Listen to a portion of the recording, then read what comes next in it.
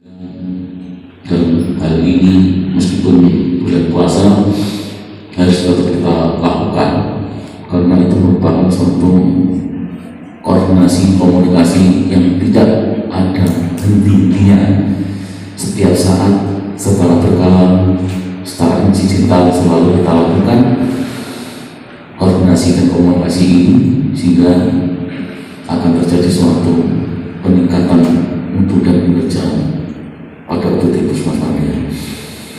Bapak Ibu sekalian yang menghormati, pada bulan ini kita lakukan ini kalian yang menarik yang kami sampaikan kemudian adalah kepada semua ASN, terutama pegawai negeri sipil, karena pada bulan ini ada salah satu hal yang perlu dievaluasi, dimonitoring oleh kepala Puskesmas selaku pejabat pengawas di UPT Puskesmas Pandia adalah laporan perjanjian kinerja ASN, sehingga tiap bulan akhir bulan ya, nanti kita juga harus melaporkan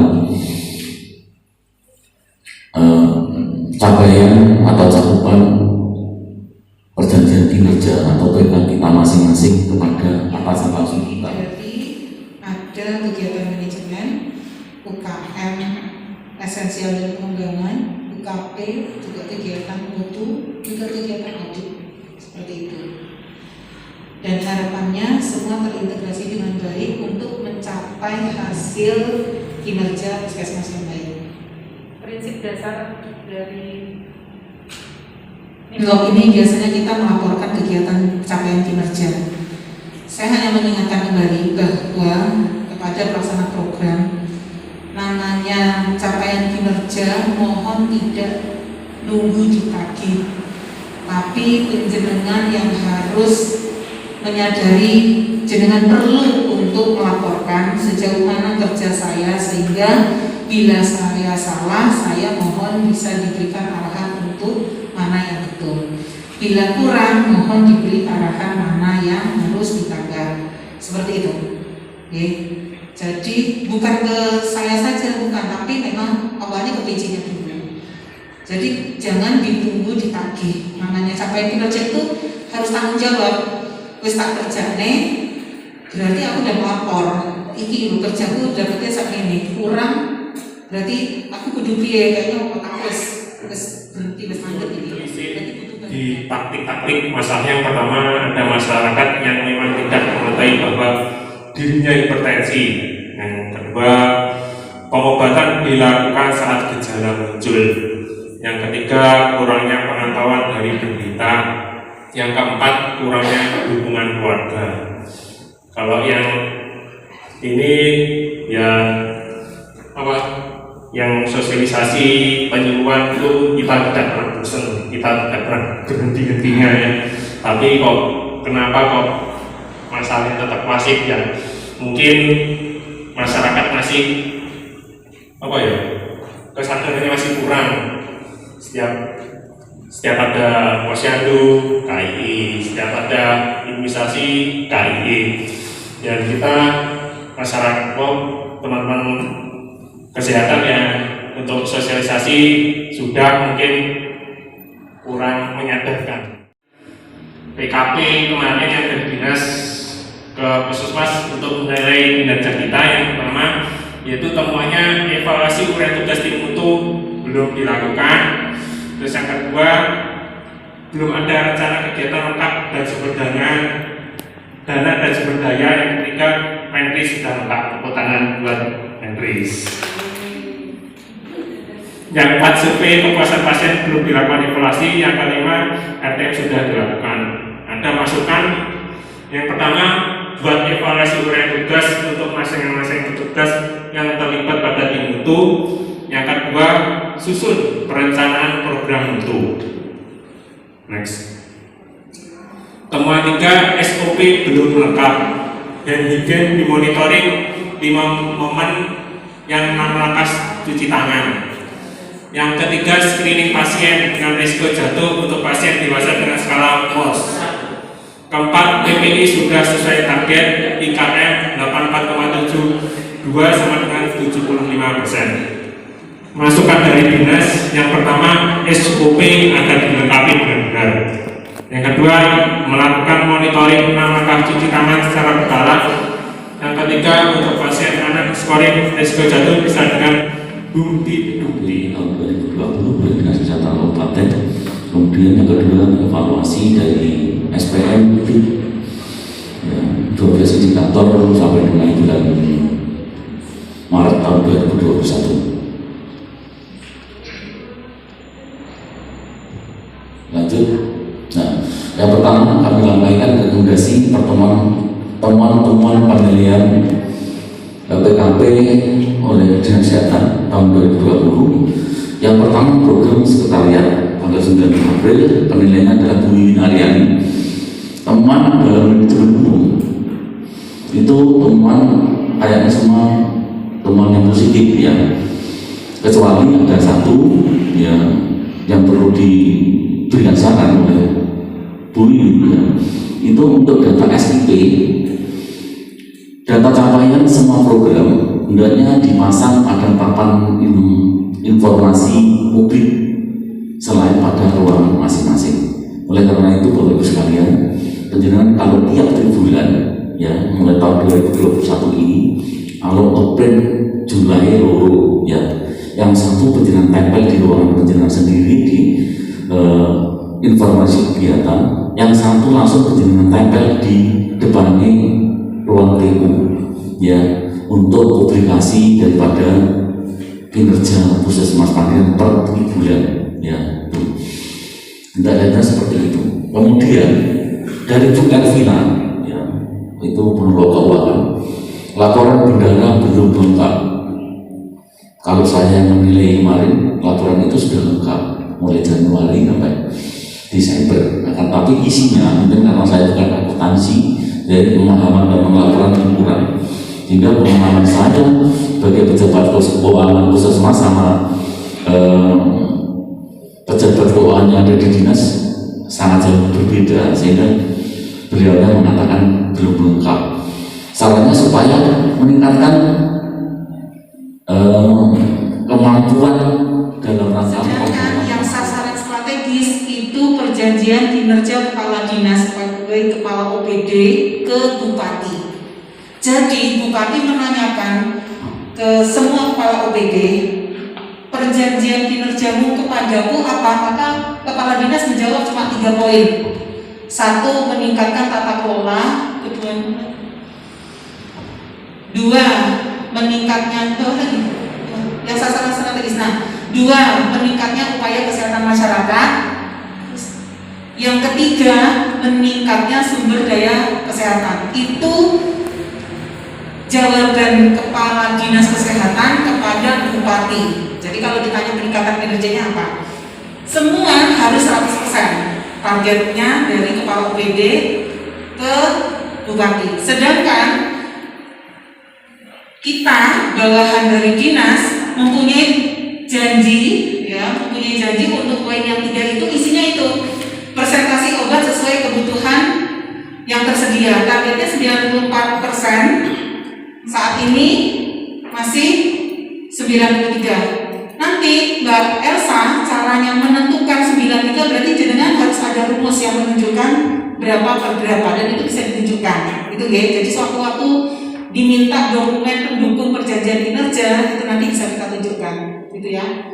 Terus yang kedua, presentasi sarana prasarana Puskesmas standar ini sesuai dengan pengisian aspek. Ya, sesuai dengan pengisian aspek. Data PKP dari aspek, ini juga dari aspek, seperti itu. Presentasi SDMK sesuai standar, targetnya 80%, kita masih bukan 22 ya, tapi 72 kemarin dari Mas Dasori. Ini yang masih saya bingung karena data kita secara ABK katanya sudah full, tapi ternyata data yang kelihatan di rumus masih 72%, dan ini nggak ngawur karena memang ada rumusnya. Akan menyampaikan potret kinerja UKP. Sebenarnya tadi sudah banyak disinggung oleh Bu Kapus, oleh Bapak Kasubag TU. Mungkin saya akan menyampaikan sedikit saja dari tindak lanjut untuk capaian UKP yang belum tercapai di tahun 2020. 2020 waktu penelitian PKP kemarin ya Bu.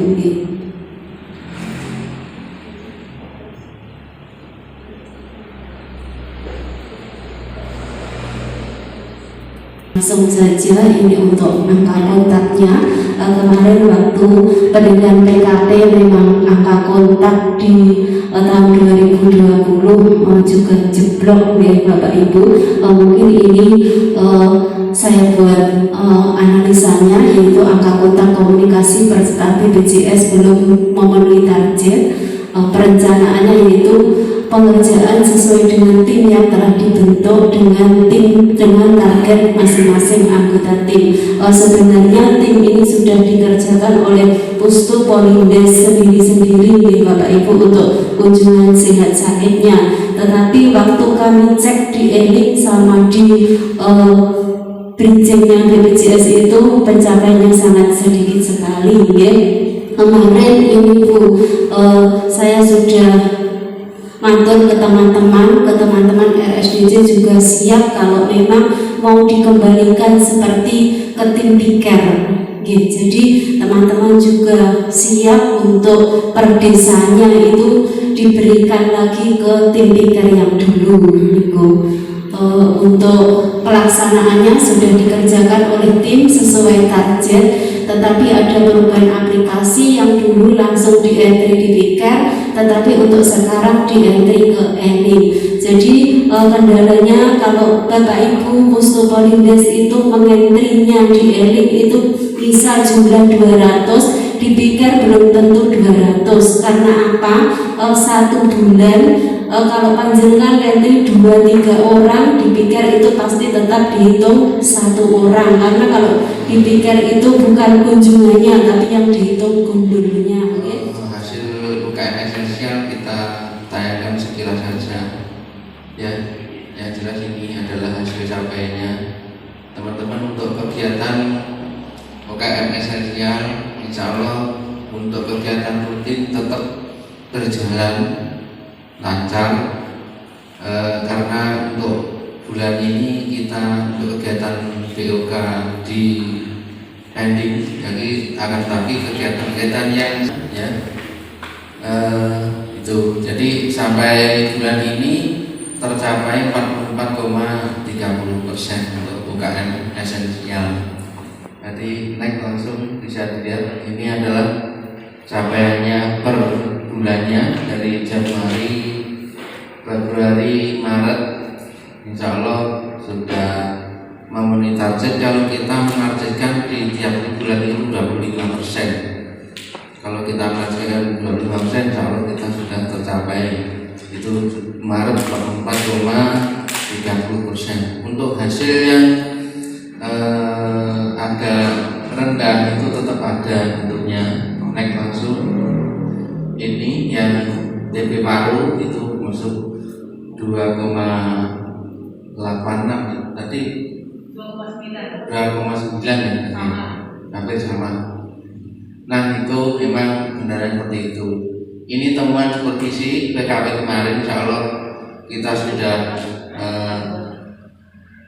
dari masing-masing program temuannya apa, masukannya apa, tidak lanjut, insya Allah sudah kita koordinasikan, dengan masing-masing program. Hasil cakupan kinerja UKM pengembangan sebagai berikut, yaitu kesehatan matra itu 100%, kesehatan kerja 50,29%, kesehatan jiwa 50,01%, Perkesmas 41,03%,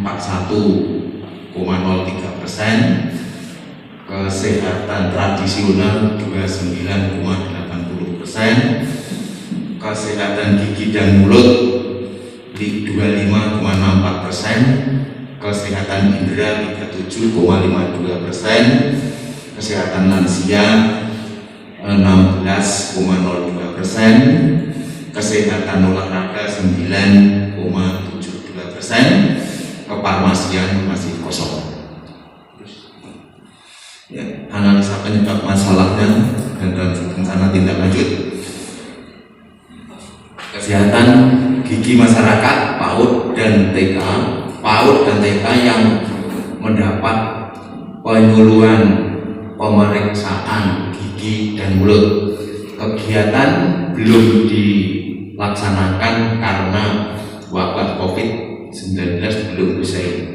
Rencana tindak lanjut menyesuaikan dengan jadwal masuk siswa TK atau RA terkait adanya pandemi COVID. Lansia, pelayanan kesehatan pada lansia, pralansia dan lansia belum bisa dilaksanakan posbindu dan posbindu lansia karena pandemi belum usai.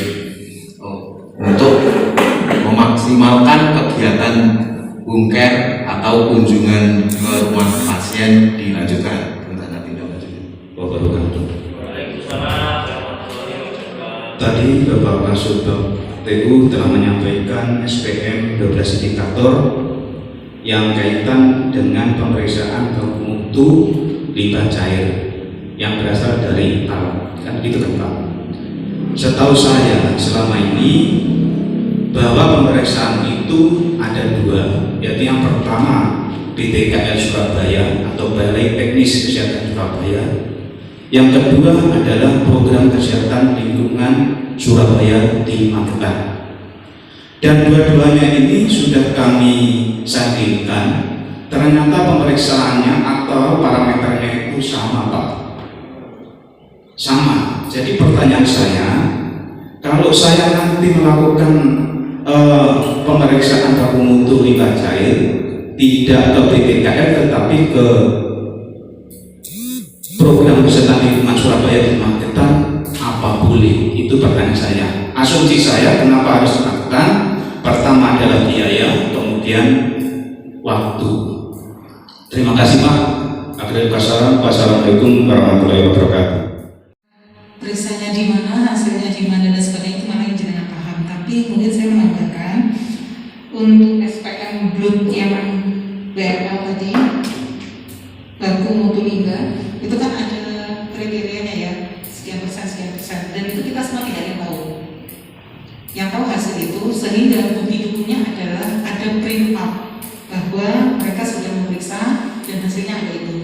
Selama tidak ada hasil print out, maka hasil capaian kita masih nol. Gitu. Jadi yang tadi, kalau di SPM dulu tadi, ini termasuk yang mau saya tanyakan tadi sebenarnya. Kalau misalnya kita dikasih hasil pemeriksaan IPA tadi, ya, kan belum ada print out yang keluar ya? Apa sudah ada? Sudah, yang dari pengelola pertama itu Sudah keluar? Hasil pemeriksaan itu sudah keluar? Ada BML-nya nggak? semuanya adalah MSU, pemeriksaan.